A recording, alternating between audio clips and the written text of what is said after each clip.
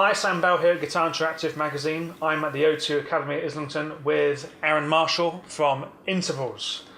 Hello. Thank you for being here. Thank you for your time. I appreciate you're very busy, but we're going to get straight into it. How's it been going? How was the sound check? How was what you've released? You've announced a new album, so it seems like you've got a lot on over the next sort of month or so. A lot of things. And a run up to that. So. Yeah. Today's day one of tour. Mm-hmm. So, just teething our way into this, and we've got a near sold out show here in London for show one, so that's pretty cool. I did just announce a new record. I have an album coming out on December 1st, and so far I've premiered the first song from the record, and there's new songs dropping almost weekly between now and the release on December 1st. Nice. So feeling good about that. I spent my whole year on an album, and it's starting to grow legs, so I'm pretty excited about that, and feels good to get back on the road and all that. So nice. So it's one thing I've noticed I followed what Intervals have been doing, and I've seen you collaborating with people like Pliny and doing tours and filling up venues with instrumental guitar music, which is kind of interesting. And I don't know, do you find there's any defining factors which have helped, bring those audience? Obviously the quality of your work and your playing is exceptional, but bringing in that kind of fan base, which is passionate, it seems like it's a real, a thing now. Whereas before, guitar instrumental might have been quite niche. Hot and cold, yeah. I don't know if it's like a quantifiable, sort of tangible detail. I just know that I know that it's sort of the interest for it has always been there. And I feel like with any subculture or niche or little musical microcosm or trend or what have you, these things tend to naturally do this, and very thankful for that because it's what I'm passionate about, and just like yourself as well, making music with a guitar is pretty much everything, isn't it? So if I could pinpoint a few things, I would just say that it's the sort of the frequency of the output of key level of key sort of players in the genre. That's sort of how I want to say that, the ones that the household names, the ones that you recognize. It's there's just been a lot of really prolific output from the right people. Fans are super hungry for it. I also attribute it to there being a sort of more acceptable appetite for instrumental music by way of the fact that electronic music and EDM is so prevalent, and a lot of the time there isn't really a focal point in a track like that. A lot of the time it can just be a synth hook or is more focused on the drop or the feeling or whatever.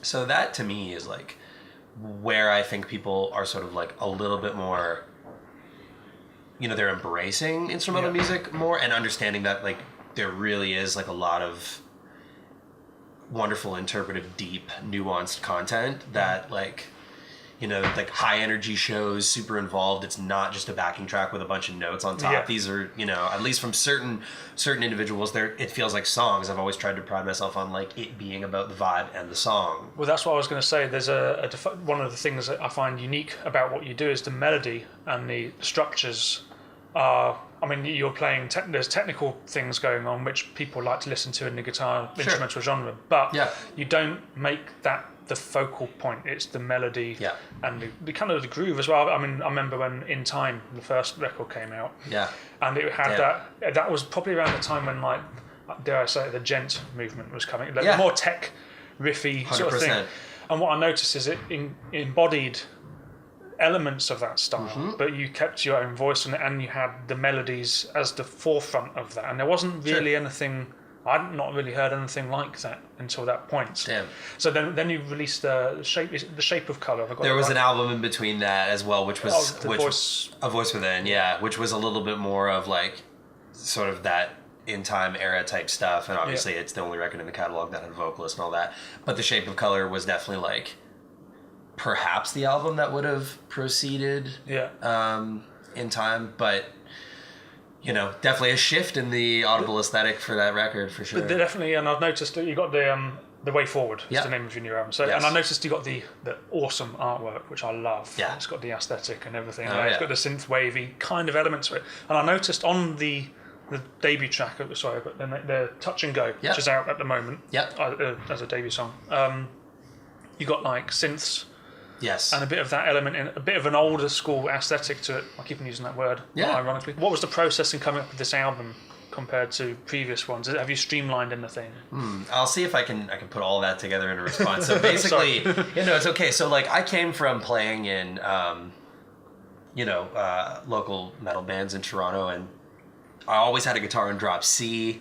Yep. And I started to dabble with 7-string stuff, and the early intervals definitely has that sound and that vibe because it's literally where I was coming from. Yeah. It's definitely always a topic of discussion or sort of a focal point in these conversations to be like, oh, there's such a shift in your sound.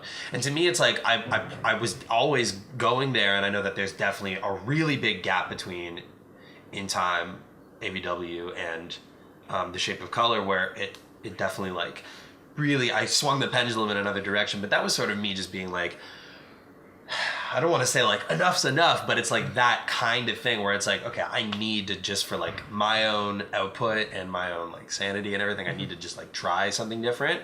But like I'm a fan of metal. I came up on playing riff-driven, aggressive music. It's what I do. There's still elements of that, even though the sound is like definitely changed and evolved a little bit. But there are a lot of nuanced similarities. I think that stuff tends to get overlooked just by virtue of the fact that you have low-tuned 7-string content, and then you have E standard where you don't rely on the low string. And that was literally just a limitation exercise to see if I could write interesting stuff that still had riffs and still has the hook in the whole, everything that I've tried to do, really catchy, vibed out songs, but without having to rely on the, the gown to gown kind of thing. You know what I mean? So that's sort of where my head was at with it, but it was always headed in this direction. I've always been a fan of pop music and and what goes into the making of like, a really strong, formulaic pop song. I actually think that the science of that is incredibly interesting to me. We're talking about the music that performs the best, and not because it has numbers or it makes people a lot of money or anything like that. It's just so interesting to me about like how focused, simmered, and reduced these ideas are. That's a craft, and as a songwriter yourself, I know you know. I love that it's stuff, so interesting to me, and it's just like we don't have to be angular, obscure, left of center just because we're this like niche culture of guys who just make music with their guitar.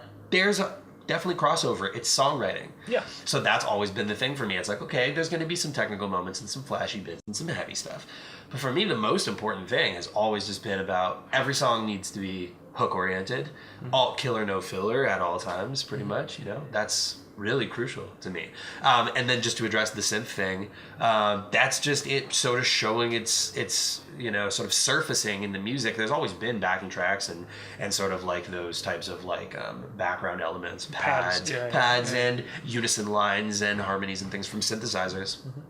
But I had a vision for where this thing was going. I collaborated with a Norwegian musician named Owain, if you know who he is. No, I've heard this name. He's a phenomenal guitar player. Totally up your alley. Really? You definitely got to check him out. Yeah, because I know your taste. So he's super sick. Cool. He's really amazing. If you ask him what, are you a guitar player, are you a piano player? He just, I don't know, I just make music. And he's one of those kids who's just way too good at everything. Make you mad kind of thing. So we collaborated. I wanted to have him, instead of featuring another guitar player on the album, I actually decided I wanted to feature him in the capacity of co-writing a song and feature him on keys. That was sort of interesting to me, and I thought that could yield a really interesting song. It did, and I loved the vibe so much I invited him to play on the entire record. Nice. So we co-wrote a song, and there's that's actually the next one that comes out. Cool. It's called By Far and Away, and we collaborated on that song, and it's really got his stuff way up front, and you can definitely tell that that's the vibe.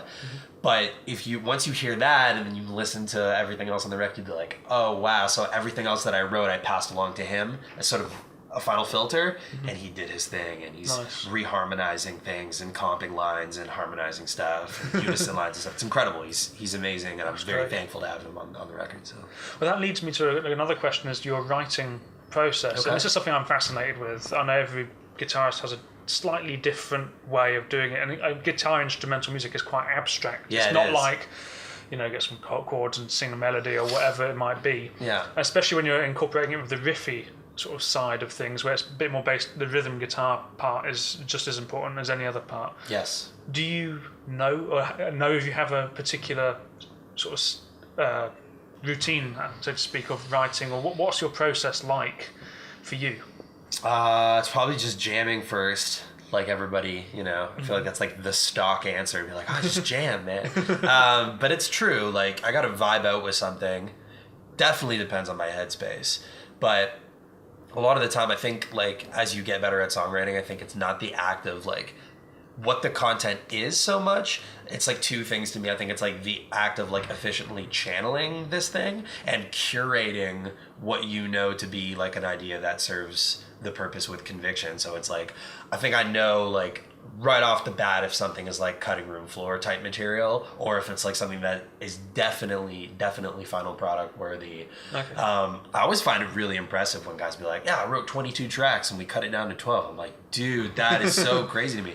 I have a really hard time committing to finishing projects that I don't think will ever see the light of day. And it's not because I feel like I'm wasting my time, but there's something in my mentality and my workflow that doesn't allow for it. I just don't get far enough along with an idea to be like, yeah, I'll flesh it out. Because to me, like, coming up with the content is equally as challenging as the arrangement.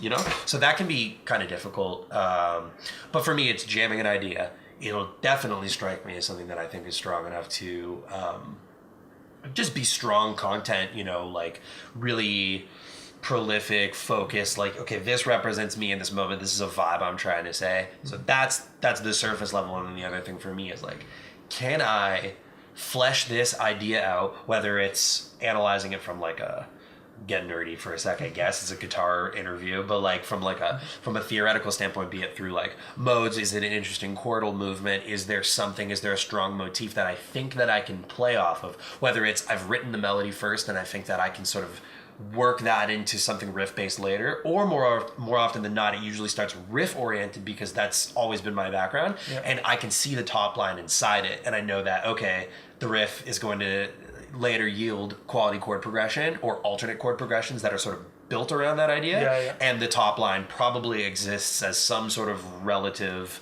type of thing inside the riff, or it's hinting at something that's coming later. So I just need to like take out a kaleidoscope and really look at that thing, and if the fractal thing happens and it's like, oh, there's all these things that can happen based on the one idea, that's the thing I work off of, and more often than not I get a song out of it. Great. And I think that's why the songs, that also goes into that pop mentality where you don't just have 1,000 ideas back to back. You've developed something from something small. I get really annoyed when the next part just feels like it just got shoehorned in there. I mean, who doesn't have voice notes and you just go, okay, it's 130 in B minor, or it's 165 in A flat. Like, does it work? Yeah. Sometimes, maybe 2% of times that idea feels like it's relative. And the funny thing is that the listener doesn't know that syntax. They actually have no idea. So the song is the song the first time they hear it. But I seriously think that there is some sort of thread that gets left in there where like, if I was to sit here and break down a song from an anatomic standpoint, it's like this chord progression yielded this bridge because of the relationship between the song plays off this Aeolian vibe, and then I'm so tired of it, so Lydian vibe in the bridge. Like, these are the things that we all, work off of and see that like some people see when they hear it and other people don't. But I need that inner dialogue. I need that justified, this is relatable, this melody is like, maybe the somber minor version of the major melody, or this melody was something that I came up with that contains the rhythmic motif from the riff, or, you can go on forever. But those things are super important to me because they lead me to the next thing and they allow me to justify my moves. So, So to come up with riffs, obviously, do you find yourself, I mean, some people don't believe in things like writer's block, some people do. Oh, it's a thing. It's a thing. Have you got ways of getting around that yourself? Because I personally, I know people would start to listen to something new maybe, or put the guitar down, or watch a movie or something. Do you find any common threads in what inspires you? It's definitely, breaks are healthy. Yeah. Too much of anything is not good. Breaks are definitely healthy because I find that my like mindset can change. Listening to other music is definitely cool to me too, but I rarely listen to stuff within the genre. I gotta say, I'm definitely not trying to pull from like my peers, or at least that's the way I see it, because not because I feel like I may subconsciously have an idea from somebody else that's like in there. I think we're all, I mean, YouTube comments would tell you that people pretty much think it all sounds the same anyway between, you know, me and three other, you know, the first things that come to mind in the genre. Unfortunately, nuance is lost on some people. Yeah. But for me, like, I need to vibe out on something else. Yeah. Whether it's some snarky puppy, get a little dose of something different like that, some more bigger band ensemble oriented type music, and listen to the interaction between the instruments and the arrangement and go, wow, that's really different. Like, I do my shit like this and they do it like that. Like, that to me is like super interesting. Or a ton of pop music, EDM stuff, R&B stuff, keys driven music for sure. Listen to some Robert Glasper, change your whole, you know, some Thundercat or whatever, you know. That's for me is like where I start to reach when I need a push. So I think the general thread there is that I think as guitarists we can identify ourselves by we play the guitar. Yeah. And it sometimes it blindsides a lot of people when they're creative that it's a guitar thing and they forget about it being a musician. Like you're saying there, music is just kind of universal in that sense, and it sounds to me that you've approached it from a composer, songwriter, musician point of view, rather than being... Obviously you're an exceptional guitar player and you're technically proficient, virtuosic even, but it's the songwriting is never... You know, you never sacrifice the songwriting for your playing ability. That's the key. That's the key, because I actually don't see myself as I kind of like even pale in comparison to... Well, no, you sounded excellent. You sounded excellent. But I'm a big fan, dude. Like, so that's the thing. Yeah, for sure, 100%. Like, you know, credit's due where it's due. I don't tend to see myself on that level. I like, let's be honest. I mean, what musicians in general, perfectionists in general, we all struggle with our own, and I have no problem talking about those insecurities and stuff because I think it's really natural. I have a hard time with it sometimes because I don't actually see myself like that. I've seen myself as a guy who found himself a way to create music with the instrument that I know how to play. Well, I spoke to Nick Johnston earlier. Do you say the same thing? Same kind of thing. He's a monster. But then he said the same about you, and I said, you know, it's just that thing, isn't it? It's just goes around in circles. I'm flattered, and I've always felt that way about Nick, and a lot, dude, all of our peers. Like, it's a really cool group of people that are doing the thing. I have nothing but love and respect for everybody who's out here doing it because it's not easy.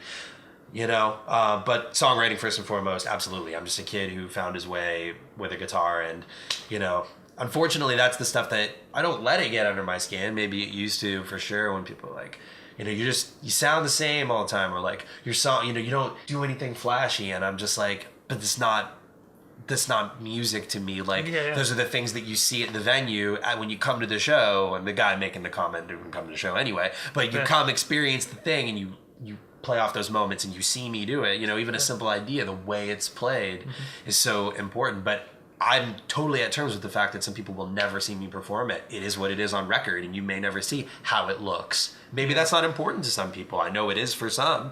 You know, the guys who really are invested in the mechanics of the guitar thing. And to me, I could be a lot better at a lot of things. My practice regimen, expanding on what it is that I do. But I have the palette that I work with now, and I've spent a lot of time growing a business as an independent musician, which takes arguably even more time to do that part, and I like where I'm at. You know, I'm comfortable with where I'm at. You know, so well, what speaks volumes is you're doing this style of music live to there's big audiences coming to see what could be seen as a niche market of music, but also you're going up there playing these solos in front of an audience at high volume, and I think sometimes some of the guitarists making those comments don't realise what it takes. Yeah, have you ever tried to do that? Because it is very difficult. And I'm not just like pumping my own tires here, but it's like... You've got the experience, and... It really is, and some nights it's not there, and I'll sit here and I'll bug out over it, and other nights it's like you feel phenomenal because you had it and you were in control. Tonight's night one of a tour. We're tickets away from a sellout here.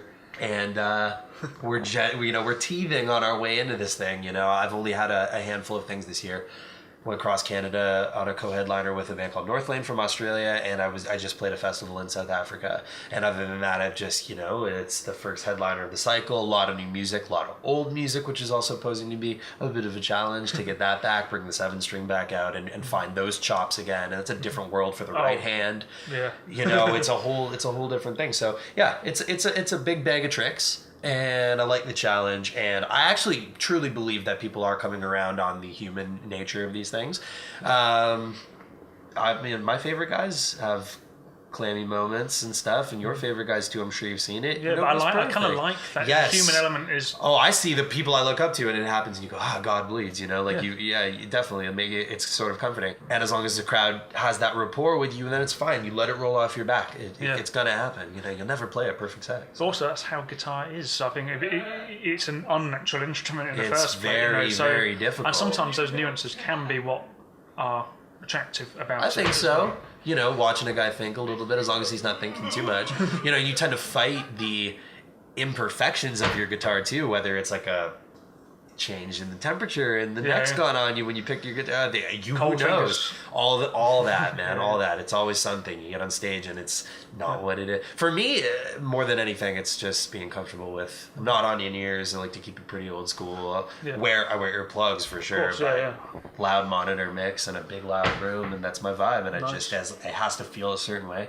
And that's it. As long as that's there, then I'll pretty much be able to get through my show. So, what advice would you give if you could go back, maybe even on your own experience, and say to a younger version of yourself what you would have done differently, maybe, or things to look out for? Anything. I'm gonna say that you need to 100% be honest with yourself from the beginning, and of course you have to find your way. And that's the thing for me where I'm sort of addressing younger me. It's like, things started happening for me, and the attention started to happen, I think, before a level that I was actually comfortable with, in terms of like really knowing what I want from the thing, and just lack of knowledge and experience in general. I still don't know what I'm doing, but I think I know a little bit more about like what makes me tick and like what I like about the whole thing. So just trying to find yourself early on, and whether or not that's in front of an audience or it's not, you just have to find that thing and just be completely honest with yourself, so you know that whatever it is that you're creating is definitely like an honest and visceral thing. Mm-hmm. So that's like my first thing. And then like from a more tactile standpoint or more pragmatic type of approach, I guess it's just frequency of output, consistency of quality, and like I'm in the middle of rolling out a traditional long play format record right now. And like while I'm I do live for these things. Like every 2 years you get, it's a rush, man. Like, see, where are my supporters at?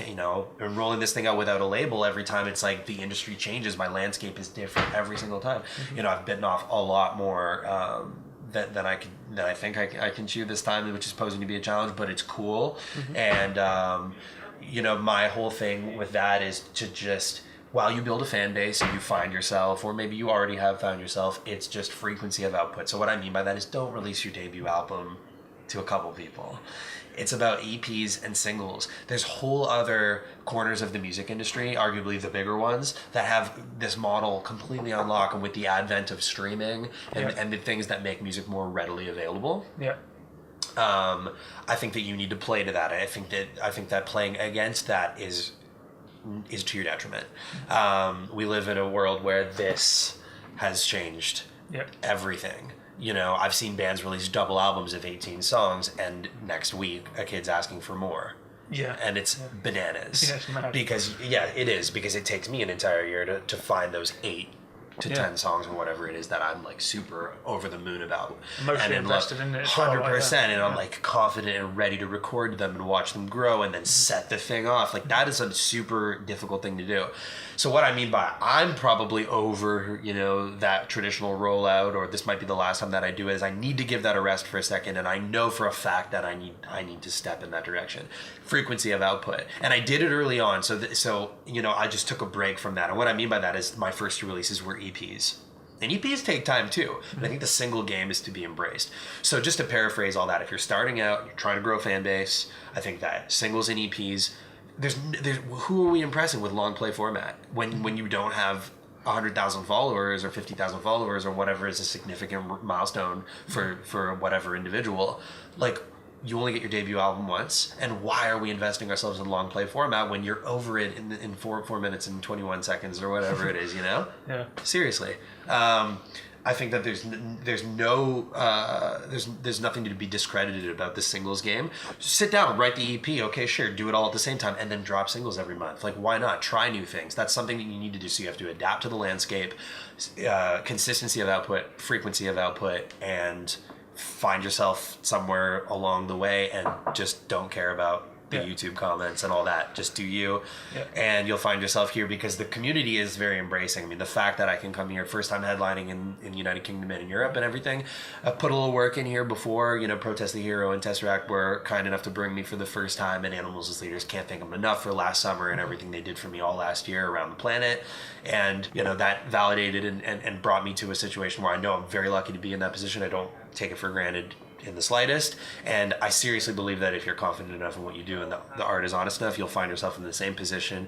Just be forward thinking, stick to your guns, don't give the music away, do your own thing, and just find yourself along the way, and it'll be all good. Awesome. Cool. Great advice. Amazing. It's Cool. very inspiring. That's It's inspiring for me. I Good. think you're going to be called on to do a masterclass in a minute, so Yes. I'm going to have to let you go. But thank Sure. you so much for your time. I've already pre-ordered your new record. Oh, dude. So I'm really looking forward to that. I'm going to do a write-up about it as well. So, That's crazy, but dude. thank you for your time. I Really appreciate it so much, I'm man. looking forward to the show. Thank you so much. This is Aaron Marshall from Intervals, Sam Bell here at Guitar Interactive, and we'll see you soon. Thank you.